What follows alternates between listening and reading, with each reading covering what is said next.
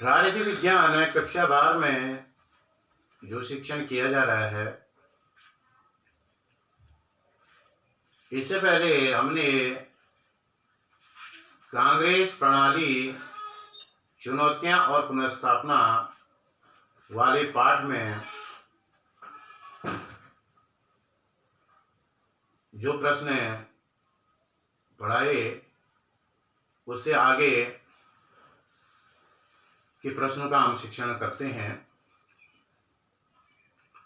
अब इसी पाठ में नया प्रश्न है दल बदल। दल बदल क्या है?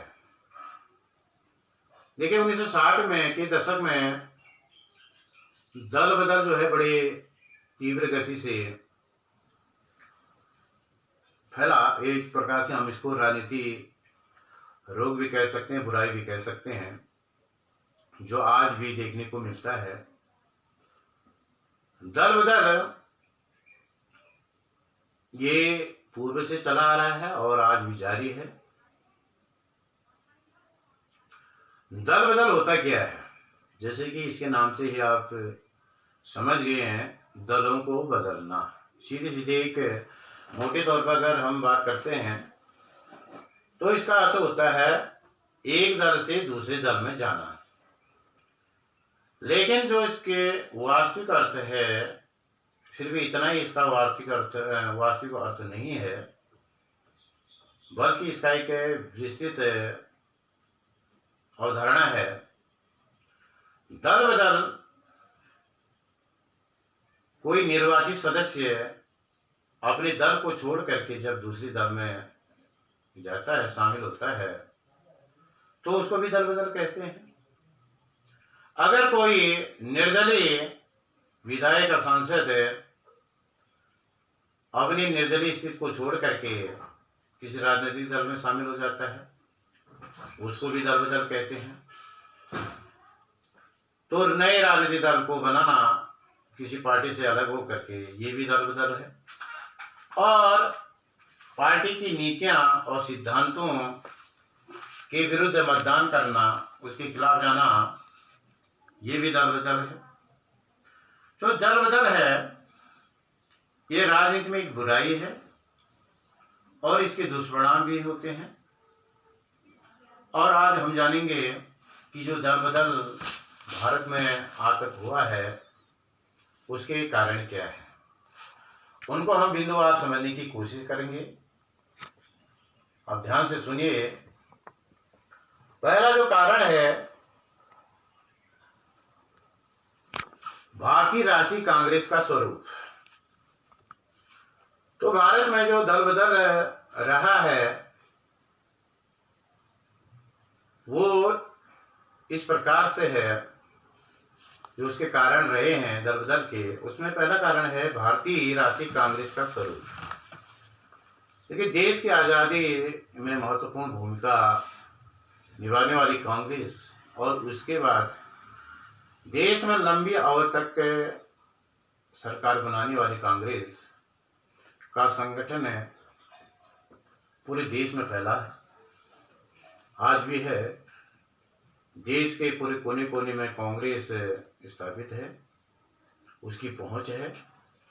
इसलिए जो अधिकांश पार्टियां थी, जो विरोधी पार्टियां थी, वो सफल नहीं हो पा रही थी चुनाव में। और इस कारण से जो अन्य पार्टियों के जो सदस्य थे, वो कांग्रेस में शामिल हो जाते थे और सत्ता तक पहुंच जाते थे। तो इसलिए एक दल बदल का कारण यह था। दूसरा है कांग्रेस की नीति। देखिए, कांग्रेस की नीति कोई सिद्धांत, एक सिद्धांत पर बधी हुई नहीं थी। इसमें गर्मपंथी भी थे, नरमपंथी भी थे, और साम्यवाद से, समाजवाद से प्रभावित, धर्मनिरपेक्षता से का पालन करने वाली कांग्रेस थी। इसलिए कांग्रेस में एक किसी सिद्धांत पर सहमत न होने के कारण से तो अन्य पार्टी के लोग आसानी से कांग्रेस में शामिल हो जाते थे और इसी दल बदल को प्रोत्साहन अगला है राजनीतिक ध्रुवीकरण का अभाव। यह भी दल बदल का एक महत्वपूर्ण कारण है। राजनीतिक ध्रुवीकरण, राजनीतिक ध्रुवीकरण किसे कहते हैं? देखिए, राजनीतिक ध्रुवीकरण का अर्थ यह होता है जब मतदाता किसी सिद्धांत या किसी मुद्दे पर एकजुट होकर के एक दल के पक्ष में बहुत बड़ी संख्या में मतदान करते हैं, एक तरफा मतदान करते हैं, ये ध्रुवीकरण कहलाता है। और अधिकांश समय मतदाताओं का ध्रुवीकरण कांग्रेस के पक्ष में रहा है और अन्य दलों के पक्ष में ध्रुवीकरण न होने के कारण से जो ये दल बदल है वो ज्यादा कांग्रेस के पक्ष में रहा है। मतभेद और गुटबंदियां, ये एक और कारण है। देखिए, पार्टी के अंदर अधिकांश ये देखा गया है कि जब उसके वरिष्ठ नेता जो उसके नेतृत्व करता है उनमें अगर मतभेद होता है तो इस कारण से पार्टियां टूट जाती हैं, ये भी दल बदल ही कहलाता है। और बड़े नेता पार्टी से अलग होकर के अलग पार्टी बना लेते हैं या दूसरी पार्टी में चले जाते हैं। और इसके अलावा पार्टी के अंदर गुटबंदी भी जो है दल बदल को बढ़ाती है। अगला है राजनीति के प्रति जनता की उदासीनता। जनता के प्रति उदासीनता भी एक कारण है। नहीं, राजनीति के प्रति जनता की उदासीनता एक कारण है। देखिए, हमारे देश में पूर्व में इतनी राजनीतिक जागृति नहीं थी। मतदाता कांग्रेस के अलावा अन्य पार्टियों को नहीं जानते थे या उनका विश्वास नहीं होता था, क्योंकि इसका जो मुख्य कारण था जनता का निरक्षण होना और समझदारी का अभाव, राजनीति के प्रति लोगों की दिलचस्पी न होना, रुझान न होना। और इन्हीं कारणों से हमेशा कांग्रेस सत्ता में रही और कांग्रेस सत्ता में रहने के कारण से जो अन्य दलों के नेता थे वो कांग्रेस की ओर दल बदल करते रहे। बहुदलीय पद्धति भी कारण है। देखिए, भारत में बहुदलीय प्रणाली है। यहाँ पर हमेशा बहुत सारे दलों का अस्तित्व रहा है और बहुत सारे दल बनते हैं और उसके बाद समाप्ति भी हो जाते हैं। हमारे देश में राष्ट्रीय दल, राज्य स्तरीय दल, क्षेत्रीय दल, मान्यता प्राप्त दल और मान्यता प्राप्त रहित दल, बहुत सारे दल हैं। और बहुत सारे दलीय व्यवस्था होने के कारण से, बहुत सारे दल होने के कारण से जो लोग हैं या सदस्य हैं उनको अलग अलग पार्टी में जाने के लिए बहुत सारे विकल्प मिल जाते हैं और इसके कारण से भी दल बदल को प्रोत्साहन मिलता है। प्रलोभन, ये सबसे बड़ा कारण आज देखने को मिलता है कि बहुत सारे जो नेता होते हैं विरोधी पार्टी के या जो विपक्षी पार्टी होते हैं जो सत्ता में अपने पार्टी के बल पर नहीं आ पाते हैं, धीरे धीरे अपने पार्टी को छोड़ करके प्रलोभन उनको दिया जाता है। पद का प्रलोभन, मंत्री बनने का प्रलोभन, धन का प्रलोभन। इस प्रकार से प्रलोभन के कारण से भी दल बदल को बहुत अधिक प्रोत्साहन मिलता है। अगला है चुनाव हेतु पार्टी का टिकट न मिलना।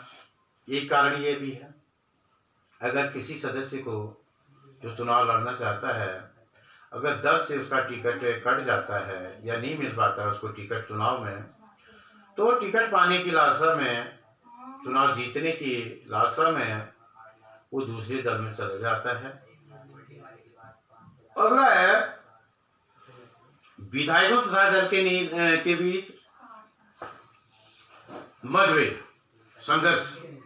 ये बहुधा देखा गया है। जनता पार्टी बनी तो उसमें मोरारजी देसाई और अन्य लोग, जगजीवन राम, अन्य जो बड़े बड़े नेता थे कांग्रेस से अलग हो गए थे। कांग्रेस फॉर डेमोक्रेसी नाम की दल का निर्माण बाबू जगजीवन राम ने किया। इसके अलावा मोरारजी देसाई और वरिष्ठ नेताओं ने मिलकर के जनता पार्टी की स्थापना की। तो ये जो है एक संघर्ष होता है दल के बीच। जब दल के बीच संघर्ष होता है दो गुटों में, तो इससे नई दल का निर्माण होता है, वो भी दल बदल कहलाता है। अगला है राष्ट्रीय नेता का अभाव। ये भी एक महत्वपूर्ण कारण है। जब राष्ट्रीय नेता, देखिए बहुत सारे दलों में करिश्माई नेतृत्व रहा है और दल के अधिकांश सदस्य उनका पालन करते हैं, उनका नेतृत्व का पालन करते हैं, जिससे पार्टी आगे बढ़ती है। लेकिन अगर किसी दल में इस प्रकार के नेता का अभाव है जो सबको एकजुट रख सके, अगर ऐसा नेता नहीं है तो पार्टी बिखर जाती है, टूट जाती है और इसके सदस्य अन्य पार्टियों में जाकर के मिल जाते हैं। अगला है वरिष्ठ सदस्यों की उपेक्षा।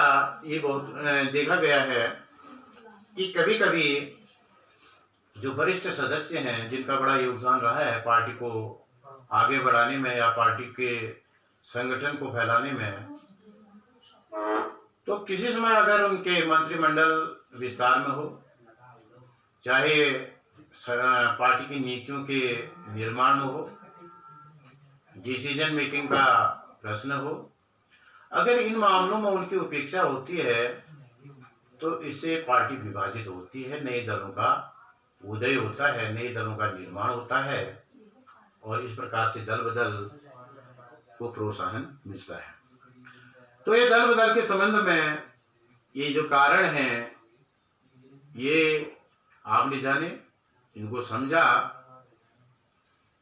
मैं एक बार फिर से आप लोगों को ये बताना चाहूँगा कि जितना भी हम यहाँ पर शिक्षण कर रहे हैं, जो भी प्रश्न की व्याख्या कर रहे हैं, उसको समझा रहे हैं आपको, उसको नोट्स में अवश्य लिखें, क्योंकि इसके बाद हम आपके नोट्स भी चेक करेंगे।